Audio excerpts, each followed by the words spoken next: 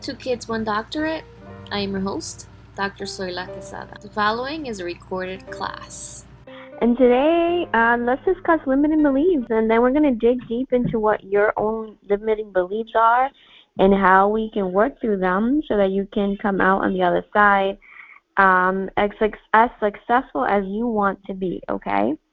So our limiting beliefs come from all of our upbringing, all of the things that we have internalized about ourselves, about the world, and these things are not easy to kind of let go of because oftentimes limiting beliefs is what our regular, normal thinking processes are. Sometimes we're just in that flow of this is normality. You've always been thinking that way. Your limiting beliefs have always been with you. And so to break through that, it requires work. The first thing that I suggest is that you become aware. What are those beliefs? Become aware of what those beliefs are. If you don't know what they are, you cannot work against them. Rather, you will continue to work with them. So to work against your limiting beliefs, you have to begin to be aware of what those beliefs are. That's one. Two is becoming aware of where those beliefs are coming from. So do they come from childhood? Do they come from a toxic relationship? Do they come because you've created them yourself because of how you see the world? Where are they coming from? It is very important to be aware what they are. That was number one. And number two is where are they coming from? Because if you don't know where they're coming from, you cannot attack the root of the problem that we're talking about right now. If you cannot uh, find where they're coming from, then you cannot address the root cause of the limiting belief. That is a true story, okay? So you have to know where that is coming from. Number three, understand who it's coming from. Is it coming from your mom? Is it coming from your siblings? Is it coming from your friends? Is it coming from the TV you watch? Is it coming from the social media uh, that you follow? So the people. So when I say the who, think of the people that are kind of guiding these things, like the people that are guiding the social media posts, the people that are making the TV shows, the people that are in your life currently present in your life that are contributing to those limiting beliefs. So the who. So the what, the from, and the who. Okay? And then dig into the why. Why do you keep recycling these thoughts, these beliefs about yourself? Why do you continue to recycle the thoughts and beliefs about yourself? It is very important for you to understand the why because we are enablers. We are enabling our own beliefs. Let me repeat that again. We are enabling our beliefs. We are enabling our own beliefs. We are processing and recycling, and we get into this cycle of never ending when we are allowing our limiting beliefs of ourselves and of our abilities and capabilities to run who we are, to lead who we are. So I want you to work through these things when we're thinking about limiting beliefs, right? So thinking about, like I said before, where the from, the what, the who, and the why. Okay? Why are we doing it? Who is it coming from? Where is it coming from? And what are the beliefs? If you don't know any of those, there's no way that we can work through them. Once you've gathered that information, that is very key to the work that you have to do. Next is replacing those thoughts. Replacing those thoughts with other thoughts. So let's talk about that for a little bit.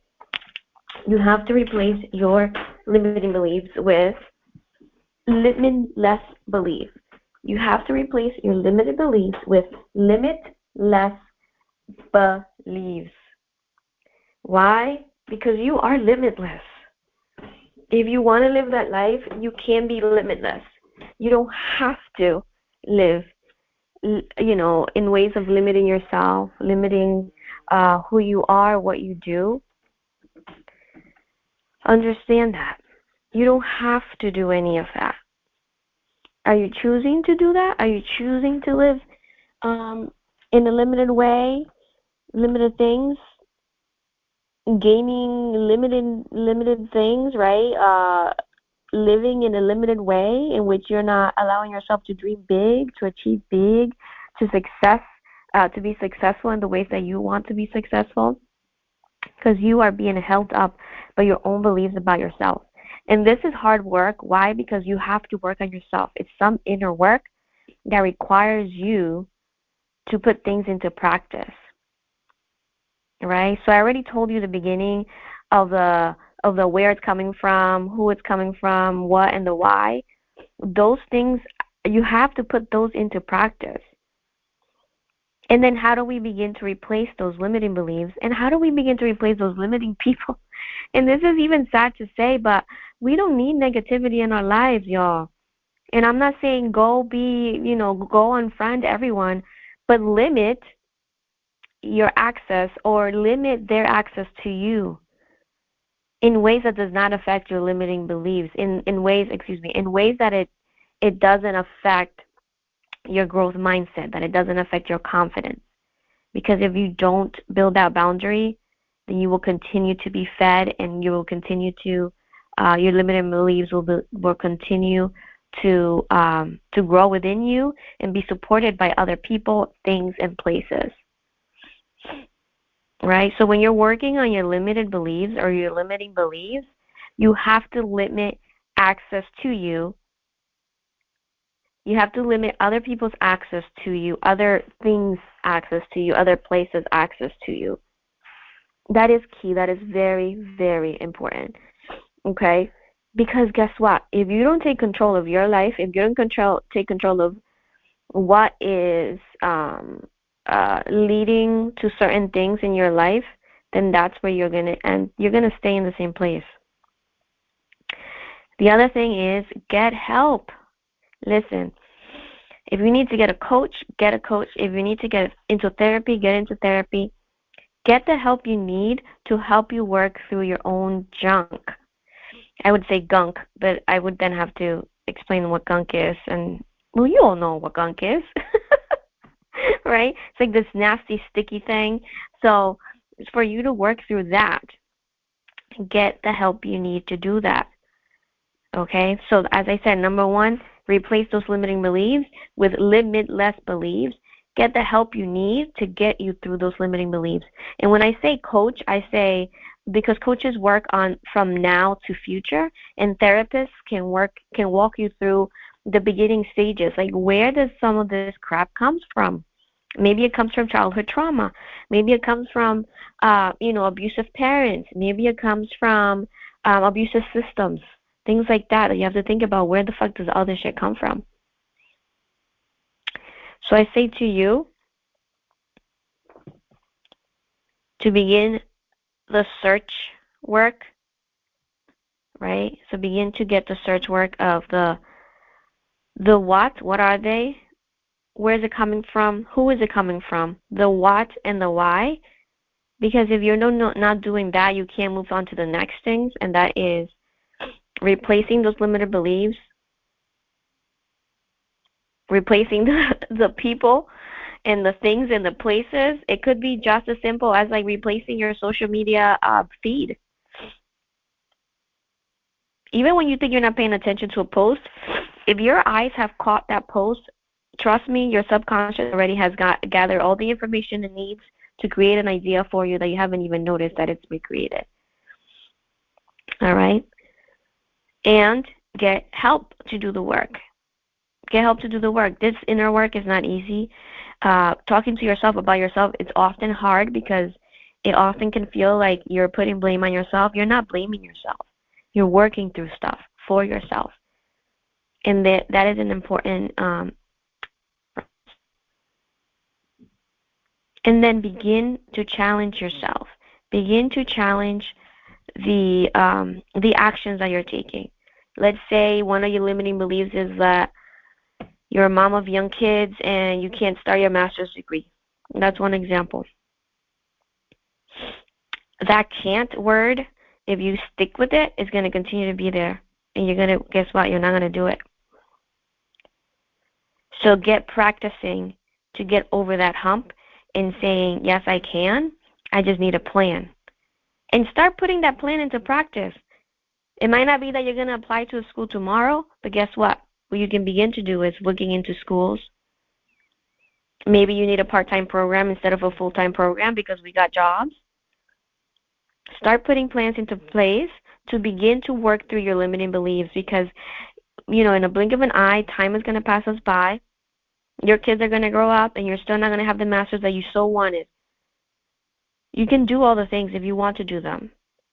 Is it going to take time and dedication? Absolutely. Can you do it? Absolutely. So get to practicing. As you begin to practice, the more you practice, the more your brain will begin to kind of like get settled in the new reality. And you will begin to do the things that you can do, that you want to do. So start doing that thing. And that's going to become a challenge because you've got to really be aware of your thinking process in order to challenge them, to then put things into practice. Okay? One example for me that I can share with you in terms of that challenging thing that I needed to just put into practice is that one day I was like, do I go into my doctoral program or do I start applying to my doctoral program or do I start having kids? And I opted for the latter, right? I started having kids before even beginning to apply to doctoral programs. And so then when I did, it was already when I had kids, and it was much harder. But I decided that if I didn't do it then when my kids were little, it was always going to be hard. It would be hard right now. Guess what? Because they're older. We need to do more things outside. The older they get, the more difficult it gets for them to like kind of get out of the house. My mom was such an essential part of my process through my doctoral journey.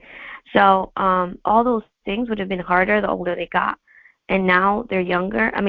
So when I started, it was one of those like, I either start now that my kids are tiny, or I will start later when they're not tiny, and it's still going to be difficult. Because if you have kids, you understand that every phase that they're in is difficult. There is nothing easy about parenting. Absolutely nothing.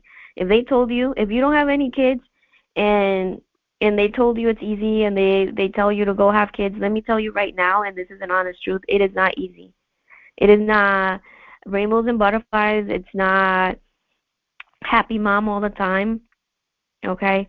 So if you want to do it, whether that's do it now before or do it post, or if you just want to do it period, and regardless of kids, I don't even know why I'm talking about kids, probably because it's Sunday and y'all know I need to start doing stuff with them again.